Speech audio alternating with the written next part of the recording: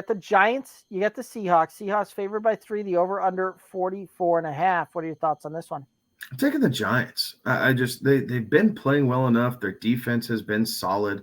Um, there's just I can't point out any flaws other than their team. Looking at their team, like you kind of scratch your head and go, "What the hell?" But overall, I like what they've been doing. I like the fact that they get Saquon.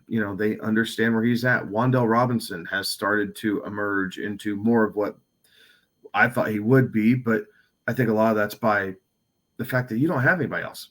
Kenny Galladay's out. Sterling Shepard out for the season.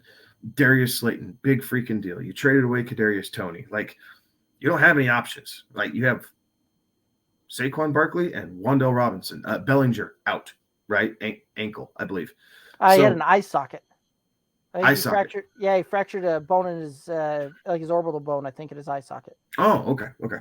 So, yeah, I must have missed. I don't know what I was reading then. If it was that, I'm on the it's half stuck. of the body there. It stuck out so much because they were talking about him going and seeing an ophthalmologist to get that. So he's going to see an eye doctor, and then I remembered reading something that he was going to have like an eye surgery to try and fix something like a fractured bone in the eye. And I could be way off on that, but for whatever reason that is sticking out in my mind that is what's going on with him. Fair enough.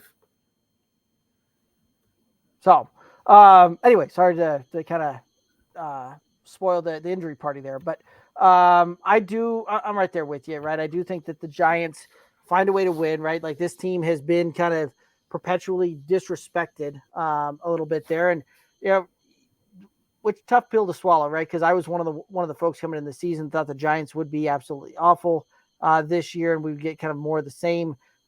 We've seen Brian Daboll actually do some very good things out there in New York. I do think they find a way to cover the 3 that they're getting. I do think that this one finds a way to get to the over, although this one could be one where there's a call for heavy rains out there in Seattle with this one, and some potential winds out there as well. So this one could be a makeup for some great running, a great running matchup here. But I do think that we find a way to see an over on this one. And I also like Marquise Goodwin over his 36.5 receiving yards prop on this one.